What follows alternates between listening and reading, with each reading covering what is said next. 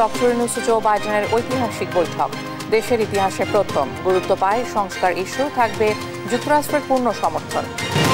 মজুরি বৃদ্ধি, ইনক্রিমেন্ট সহ শ্রমিকদের 18 দফা দাবি মেনেছে মালিকপক্ষ। কাল থেকে চলবে কারখানা, বিশৃঙ্খলা হলে ব্যবস্থা। দেশ জুড়ে বন্ধ হচ্ছে পলিথিন ব্যাগের ব্যবহার। সুপার শপ কাঁচা বাজারে চলবে অভিযান, উৎপাদন বন্ধ নেওয়া হবে ব্যবস্থা।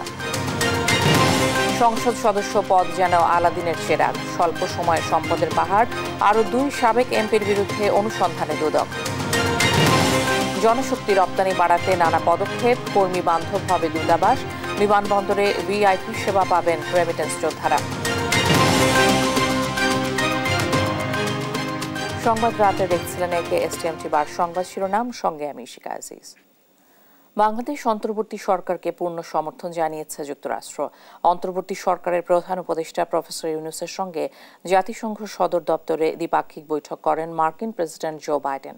এতে নিজ দেশের সমর্থনের কথা জানান তিনি। ইতিহাসে এই প্রথম জাতিসংঘের অধিবেশনের ফাঁকে বাংলাদেশি কোনো শীর্ষ নেতার সঙ্গে বৈঠক করলেন যুক্তরাষ্ট্রের প্রেসিডেন্ট। বিস্তারিত থাকছে শামীমা আক্তারের প্রতিবেদনে। এক ঐতিহাসিক মুহূর্ত।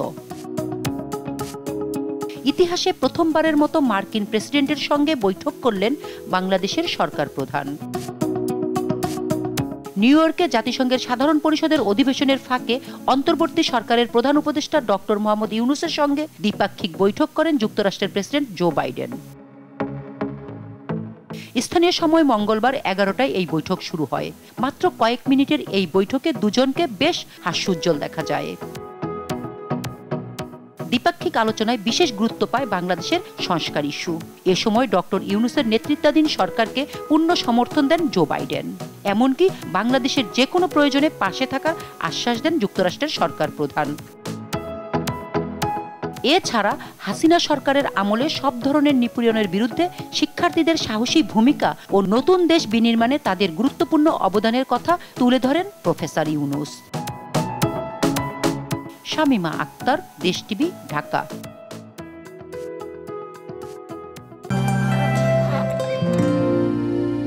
সময় সে তো বয়ে যায়, সময়ের সাথে মিষ্টি এক বন্ধন। এভাবে সময় পাল্টে যায়, কিন্তু ডিপ্লোমা সে একই সাথে একই মানে যুগ যুগ ধরে রয়ে যায়।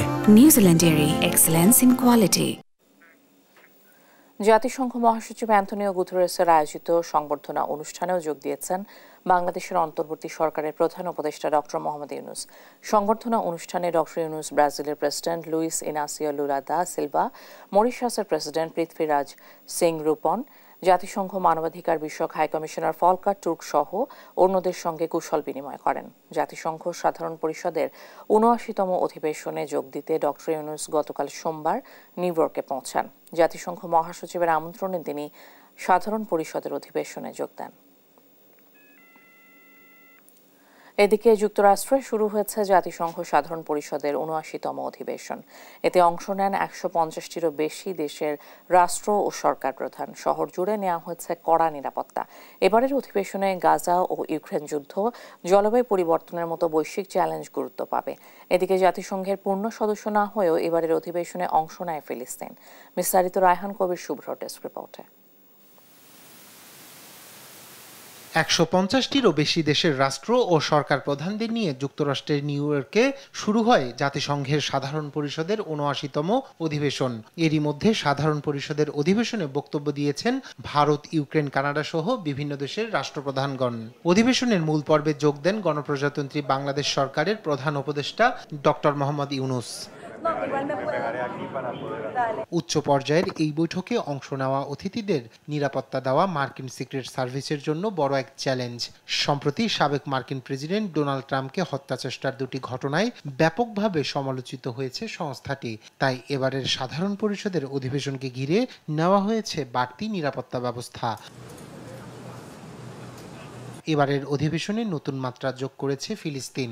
জাতিসংঘের পূর্ণ সদস্য না হয়েও অধিবেশনে অংশ নিচ্ছে তারা। চলতি বছরের মে মাসে সাধারণ পরিষদে ফিলিস্তিনকে পূর্ণাঙ্গ সদস্য করতে পক্ষে ভোট দিয়েছিল 143টি দেশ, তবে এর বিরোধিতা করে ইসরায়েল। মূল অধিবেশনে যোগ দিতে পেরে ইসরায়েলি আগ্রাসন নিয়ে বিশ্ব দরবারে নিজেদের অবস্থান তুলে ধরতে পারবে ফিলিস্তিনি প্রশাসন, এমন আশাবাদ ব্যক্ত করেছেন বিশ্লেষকরা। এবারের সম্মেলনের মূল আহ্বান হচ্ছে একযোগে সহযোগিতা। বৈশ্বিক সংঘাত, জলবায়ু পরিবর্তন, সামাজিক বৈষম্য, ঋণ বৃদ্ধি এবং কৃত্রিম বুদ্ধিমত্তার মতো উদীয়মান প্রযুক্তির নিয়ন্ত্রণকে উদ্বেগজনক বিষয় হিসেবে তুলে ধরেছেন জাতিসংঘ মহাসচিব। প্রতি বছর সেপ্টেম্বরে নিউ ইয়র্কে জাতিসংঘ সদর দপ্তরে বৈঠকে বসেন বিশ্ব নেতারা। বিভিন্ন বৈশ্বিক সমস্যা নিয়ে আলোচনা করেন তারা। একই মঞ্চে বিশ্বের বিভিন্ন রাষ্ট্রের নেতা ও সরকারের গুরুত্বপূর্ণ ব্যক্তিদের একে অপরের সাথে সাক্ষাৎ হয় বলে জাতিসংঘের সাধারণ পরিষদের এই সভাকে কূটনৈতিক স্পিড ডেটিং ইভেন্ট হিসেবে আখ্যা দিয়ে থাকেন কূটনৈতিকরা। রায়হান কবির শুভ্র, নিউজ ডেস্ক, দেশ টিভি। সংসদ সদস্য পদ যেন আলাদিনের চেরাগ, অবৈধ সম্পদ গড়ার মূল হাতিয়ার। এবার আরও 2 সাবেক এমপির বিরুদ্ধেও অনুসন্ধানে নেমেছে দুর্নীতি দমন কমিশন। বিস্তারিত নূপুর মাহমুদের রিপোর্টে। সংসদ সদস্য পদ যেন সম্পদ গড়ার মূল মন্ত্র। সময় যত গড়াচ্ছে একে একে বেরিয়ে আসছে থলের বিড়াল।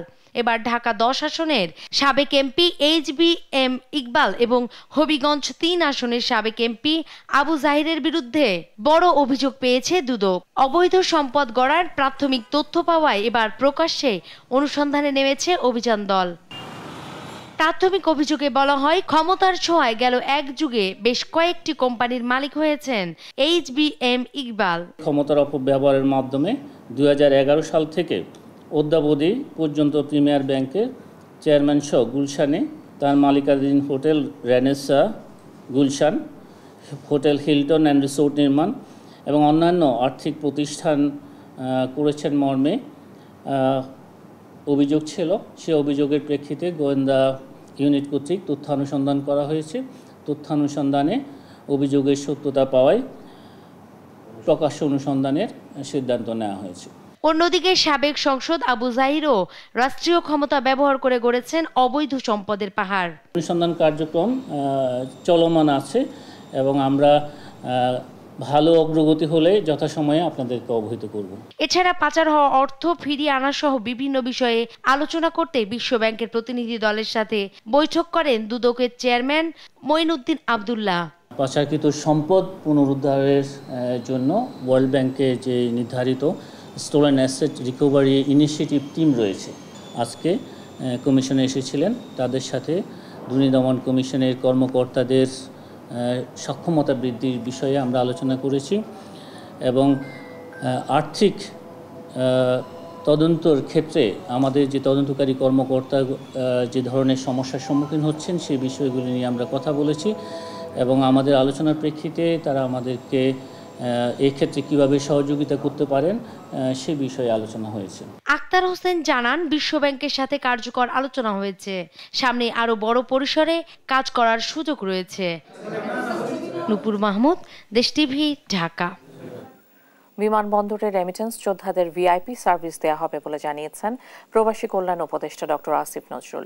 মঙ্গলবার প্রবাসী কল্যাণ মন্ত্রণালয়ের সংবাদ সম্মেলনে এই কথা বলেন তিনি। এ সময় উপদেষ্টা বলেন, সেবার মান বাড়াতে দূতাবাসের প্রবাসী কল্যাণ উইংগুলো আরও সক্রিয় করা হবে। বিস্তারিত হাসান মাহমুদের রিপোর্টে। দেশের অর্থনীতির অন্যতম চালিকা শক্তি প্রবাসী আয়, তাই রেমিটেন্স যোদ্ধাদের জীবনমান উন্নয়নে নজর দিয়েছে ইউনূস সরকার। প্রবাসী আয়ের দাবি দাওয়া নিয়ে সংবাদ সম্মেলন করে প্রবাসী কল্যাণ ও কর্মসংস্থান মন্ত্রণালয়। রিক্রুটিং এজেন্টদের দৌরাত্ম্য কমাতে আগামীতে সাব এজেন্টদের রেজিস্ট্রেশনের আওতায় আনা হবে বলে জানান প্রবাসী কল্যাণ মন্ত্রণালয়ের উপদেষ্টা ডক্টর আসিফ নজরুল।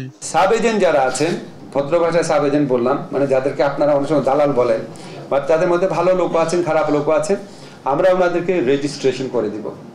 রেজিস্ট্রেশন করে দিলে ওনারা একটা জবাবদিহিতার প্রক্রিয়ার মধ্যে থাকবেন। এ সময় উপদেষ্টা বলেন, বিমানবন্দরে রেমিটেন্স যোদ্ধাদের ভিআইপি সার্ভিস দেওয়া হবে। আমরা আমাদের যারা রেমিটেন্স যোদ্ধা আছে ওনাদেরকে এয়ারপোর্টে ভিআইপি সার্ভিস দিব। প্রত্যেকটা স্তরে পাশে দাঁড়িয়ে হেল্প করবে প্রবাসী কল্যাণ ডেস্কের কর্মী। দরকার হলে আমরা আউটসোর্সিং এর মাধ্যমে নতুন ছেলেদেরকে ট্রেনিং দিয়ে নিয়োগ করব। সেটা আমরা 2 সপ্তাহ থেকে 1 মাসের মধ্যে বাস্তবায়ন করব। ছাত্র জনতার আন্দোলনে সমর্থন দিয়ে যেসব প্রবাসী জীবন ও চাকরি হুমকির মুখে ফেলেছেন তাদের দ্রুত কর্মসংস্থানের ব্যবস্থা করা হবে বলে জানান আসিফ নজরুল। বয়েসেলের মাধ্যমে সম্ভব হলে বিদেশে পাঠানোর চেষ্টা করব, অন্য কোনো দেশে। একটা দেশে তারা যেতে পারেনি, হয়তো অন্য দেশে পারবে। সম্ভব না হলে আমরা আমাদের প্রবাসী কল্যাণ মন্ত্রণালয়ের উদ্যোগে নেতৃত্ব দিয়ে অবশ্যই তাদের কর্মসংস্থানে আমরা সর্বাত্মক প্রচেষ্টা গ্রহণ করব। ডক্টর ইউনূসের ইমেজ কাজে লাগিয়ে দ্রুতই মালয়েশিয়ার শ্রমবাজার উন্মুক্ত করা হবে বলে জানান উপদেষ্টা। আমরা মার্কেটটা ইনভেস্টিগেট করছি মালয়েশিয়ার ব্যাপারে, আমরা অবশ্যই স্যারের সহযোগিতা পাবো। হাসান মাহমুদ, দেশ টিভি, ঢাকা। এবার দেশ জুড়ে বন্ধ হতে যাচ্ছে অবৈধ পলিথিন শপিং ব্যাগের ব্যবহার। পরিবেশ উপদেষ্টা সৈয়দা রিজওয়ানা হাসান জানিয়েছেন, আগামী 1 অক্টোবর থেকে ঢাকার সুপার শপগুলোতে এবং 1 নভেম্বর থেকে কাঁচা বাজারে দেশব্যাপী অবৈধ পলিথিন শপিং ব্যাগ ব্যবহারের বিরুদ্ধে অভিযান চালানো হবে। এসব ব্যাগ উৎপাদন বন্ধেও নেওয়া হবে ব্যবস্থা। আরও জানাচ্ছেন সহকর্মী এনআই নাহিদ। বাজারে সব ধরনের পলিথিন শপিং ব্যাগ ব্যবহার বন্ধে পরিবেশ উপদেষ্টা সৈয়দা রিজওয়ানা হাসানের এ অভিযান। মঙ্গলবার সকালে রাজধানীর মোহাম্মদপুর টাউন হল কাঁচা বাজারে ক্লিন আপ কার্যক্রম উদ্বোধন ও বাজারে পলিথিনের বিকল্প সামগ্রী বিতরণ করেন পরিবেশ উপদেষ্টা। এ সময় বাজারের 311টি দোকানের মধ্যে 10টি পলিথিন ব্যাগ সরবরাহকারী দোকানকে সতর্ক করেন তিনি। পরে বাজার পরিদর্শন শেষে টাউন হল দোকান মালিক সমিতি এবং সাংবাদিকদের সঙ্গে মত বিনিময়ে অংশ নেন সৈয়দা রিজওয়ানা হাসান। পরিবেশের সুরক্ষায় পলিথিন শপিং ব্যাগ বন্ধে সরকারের এমন উদ্যোগকে স্বাগত জানিয়েছেন ক্রেতা বিক্রেতারা। এটা খুব ভালো উদ্যোগ, কেননা পলিথিন তো দেখা যায় আমাদের পরিবেশ দূষিত করে। এটা বন্ধ করে দিতে পারলে আমাদের আরো ভালো। ম্যাডামকে আমার অসংখ্য ধন্যবাদ দিতেছি, উনি একটা ভালো উদ্যোগ নিয়েছেন। সব ধরনের পলিথিন ব্যাগ নিষিদ্ধ কার্যক্রমে কাঁচা বাজার ও পলিথিন উৎপাদন কারখানায় অভিযান চালানো হবে বলে জানান পরিবেশ উপদেষ্টা। 1 অক্টোবর থেকে দেশে বিদ্যমান যে নিষেধাজ্ঞা আছে পলিথিন এবং প্রোপাইলিন ব্যাগের ভিতরে, সেটা আমরা সুপার শপিং মলগুলোতে প্রয়োগ করতে যাচ্ছি। 1 নভেম্বর থেকে আমরা কাঁচা বাজারে প্রয়োগ করতে যাচ্ছি। একই সাথে 1 নভেম্বর থেকে পলিথিন যারা উৎপাদন করেন সেখানেও আমরা জোরে আমাদের অভিযোগগুলো পরিচালনা শুরু করব। এ সময় পলিথিনের বিকল্প হিসেবে পাট, কাগজ, কাপড়ের ব্যাগের ব্যবহারের পরামর্শ দেন পরিবেশ উপদেষ্টা সৈয়দা রিজওয়ানা হাসান। জানান, এ বিষয়ে জুট মিলস অ্যাসোসিয়েশন ছাড়াও অন্যান্য সংস্থার সঙ্গে আলোচনা করে বিকল্প ব্যাগের যোগানের ব্যবস্থা করা হয়েছে। যখন আপনি পাট ব্যবহার করবেন, আপনাকে হয়তো 2টা নিয়ে গেলেই হবে, ওইটা আর আপনি ফেলে দেবেন না যেটা গিয়ে বুড়িগঙ্গায় বা কর্ণফুলীতে পড়বে।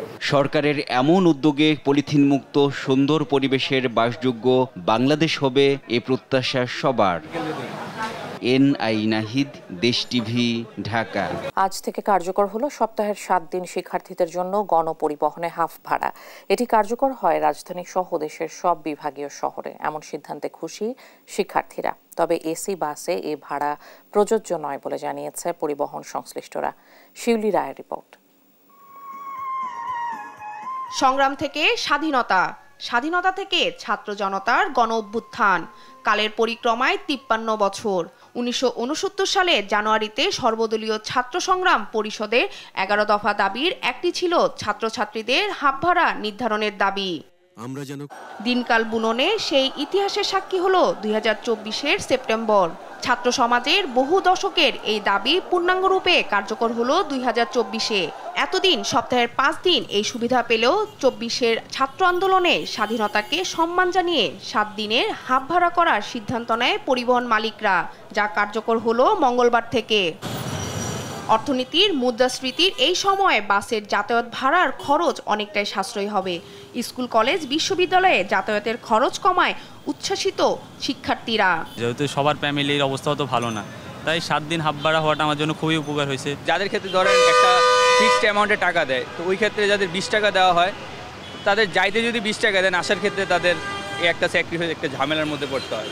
এখন যেহেতু 7 দিন করা হয়েছে, 7 দিনই আমরা যেহেতু হাফ ভাড়াতে দিচ্ছি, তো এটা আমাদের জন্য খুবই সুবিধা হয়েছে। অনেক সময় ক্লাস লেট হয়, অনেক রাতও হয়ে যায় ক্লাস করতে করতে, তো এটা রাত পর্যন্ত করার কারণে আরও সুবিধা হয়েছে। এসি বাসের ক্ষেত্রে এই হাফ ভাড়া প্রযোজ্য নয়। পাশাপাশি প্রজ্ঞাপনের 2টি শর্ত মেনে চলতে ছাত্র সমাজের প্রতি আহ্বান ঢাকা সড়ক পরিবহন মালিক সমিতির এই নেতার। ছাত্র ভাইরা যদি ইউনিফর্ম পরা থাকেন অথবা তাদের আইডি কার্ডটা সাথে রাখেন। এসি বাসের ক্ষেত্রে এটা প্রযোজ্য হবে না, শুধুমাত্র বাংলাদেশের মেট্রোপলিটনগুলোতে প্রযোজ্য হবে। লং রোডের ক্ষেত্রে এটা প্রযোজ্য হবে না, ডিস্ট্রিক্টের গাড়ির ক্ষেত্রে এটা প্রযোজ্য হবে না।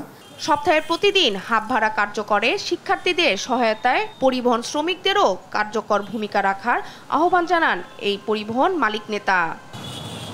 শিউলি রায়, দেশ টিভি, ঢাকা।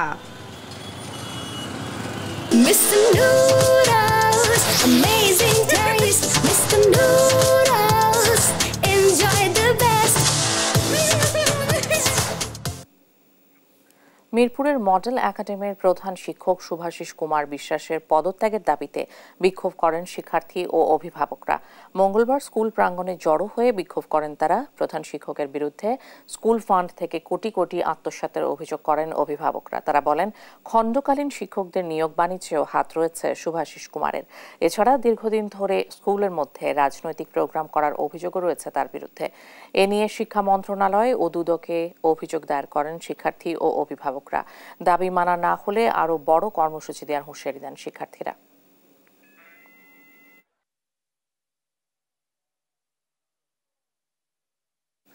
দেশে গেল 8 মাসে 224 জন কন্যা শিশু ধর্ষণের শিকার হয়েছে, এ তথ্য জানিয়েছে জাতীয় কন্যা শিশু অ্যাডভোকেসি ফোরাম। মঙ্গলবার জাতীয় প্রেস ক্লাবে এক সংবাদ সম্মেলনে এ তথ্য জানায় সংস্থাটি।